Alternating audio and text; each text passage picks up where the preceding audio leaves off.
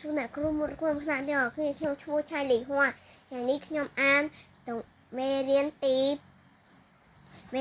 ประบุนต้องปวดตีมอภัยปรามใบจะน้องเชิงเสือกลุ่มรูอำนาจจงอ่านอัตบททางเครื่องรู้ชลาวนังสมนัวสุเทียเจียเสือกลุ่มรูเนี่ยในน้องซาลาเรียนสุเทียเรียนปลูกไก่เฮาตายจวบจอมนาคณะល្អជារៀងរាល់ខែក្រៅពីការរៀនសូត្រសុធាគោរពវិន័យសាលាយ៉ាងឆ្គាប់ខ្ជួនសុធាតែស្ដាប់ការទូន្មានរៀបរាប់ដៅ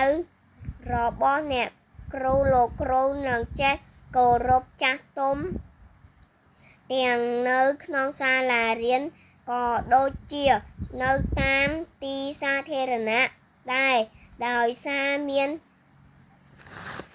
ចរិយាមានញាតិល្អទើបគេជ្រើសរើសសុធាជាសិស្សឆ្នើមប្រចាំសាលានិងជាប្រធានក្រុមប្រឹក្សាកុមារប្រចាំសាលារៀនទៀតផងនាយកអ្នកគ្រូលោកគ្រូនិងមិត្តភក្តិទាំងអស់ស្រឡាញ់រាប់អានសុធាគ្រប់គ្នាវិន័យនាំមកនៅស្ដេចក្តីថ្ងៃខ្នូជំរាបលាអ្នកគ្រូ